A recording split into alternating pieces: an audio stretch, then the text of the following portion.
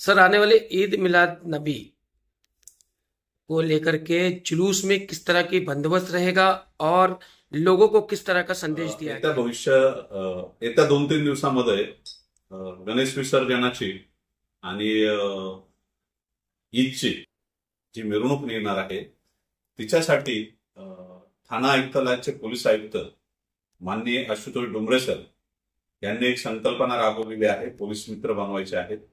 तर दोन्ही जुलूसमध्ये पोलिसांच्या मदतीला आणि नागरिकांच्या सहकार्यासाठी जवळजवळ दिवा आणि मुंब्रा या दोन ठिकाणी 250 पोलीस मित्र काम करणार आहेत.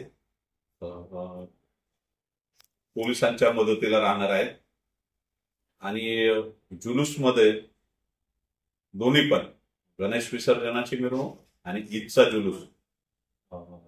मुंब्रा शहरात मी गेल्या 6 महिन्यापासून जे बघतोय, अतिशय बंधुभावाचं वातावरण आहे. सर्व समाज एकदम गुण्यागोविंदाने नांदतात. राष्ट्रीय एकात्मता इथे फार चांगल्या प्रकारे जोपासली जाते. जाती जातींमध्ये कुठे, धर्माधर्मांमध्ये कुठले वाद नाहीये. त्यामुळे दोन्ही मिरवणुका अतिशय शांततेत आणि उत्साहात पार पडतील. तसेच कोणी आक्षेपार्ह घोषणा देणार नाही. कोणत्याही धार्मिक स्थळाचे, महापुरुषांचे फोटो बॅनरवर लावल्यानंतर त्याची विटंबना होणार नाही याची काळजी घेण्याबाबत आम्ही बॅनरचे जे प्रिंट करणारे आहेत त्यांची मिटिंग घेऊन त्यांना सांगितलेलं आहे. सर्व मंडळांना सांगितलेलं आहे, सामाजिक संघटनांना पण सांगितलेलं आहे.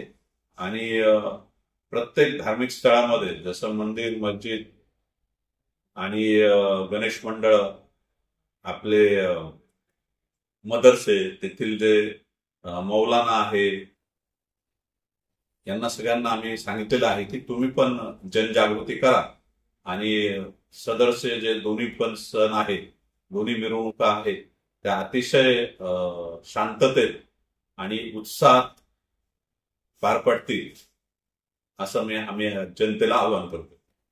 जय हिंद, जय महाराष्ट्र.